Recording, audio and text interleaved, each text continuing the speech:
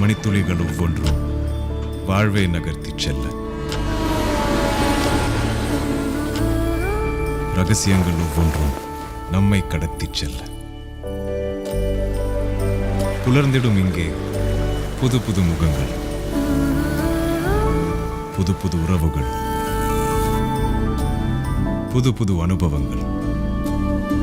இதிலே பிறப்பொரு தேடல், இறப்பொரு தேடல், பணமொரு தேடல், குணமொரு தேடல், புதுமை ஒரு தேடல், பழமை ஒரு தேடல், உணர்வொரு தேடல், உணர்வொரு தேடல், வினா ஒரு தேடல், விடை ஒரு தேடல், காதல் ஒரு தேடல், வாழ் ஒரு தேடல். இத்தேடல்களின் கூட்டுத்தொகைதான் நீ, நான், நாம்.